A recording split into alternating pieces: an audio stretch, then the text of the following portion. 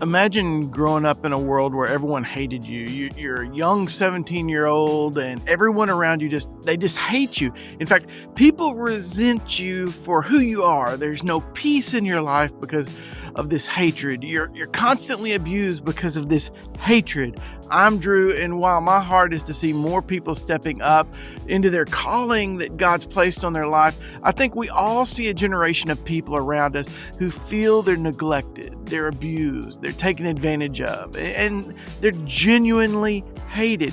We live in a world of hurt people. Everywhere you turn, a new group is picking up the battle for someone or something. Robert Woodson's an 86-year-old civil rights leader who's taught me much lately on the subject. For instance, think about the story of Joseph. His brothers despised him, so much so the Bible says they never spoke kind words to him. They beat him, they threw him into a well, then they sold him into slavery and told their father he'd been killed. When he finally seems to be landing on his feet, false accusations are made, and Joseph is sent to prison.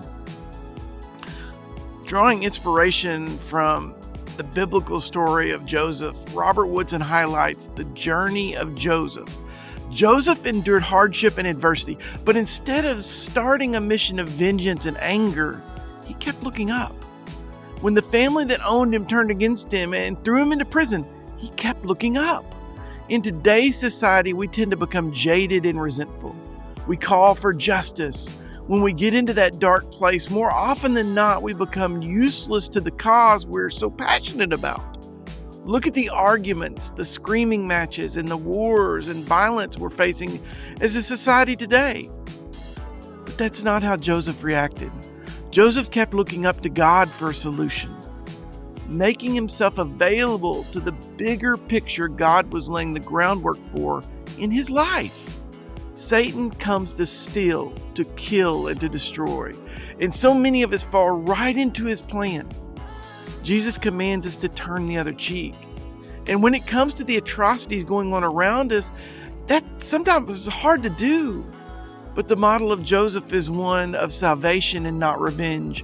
When Joseph is finally placed in a position of power, he has the opportunity to right the wrongs against him. But instead, he shows mercy and uses all of those hardships to save the very lives of those who hurt him so deeply.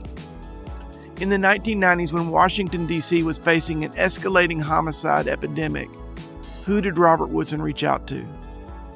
He brought together a group of people who were responsible for these atrocities in the community and gave them the opportunity to take all that rage, all that pain, and all that hurt in their lives and put it to use to change that community. These 16 men had undergone trauma, abuse, violence, and untold atrocities in their lives. They were able to speak to that pain to others.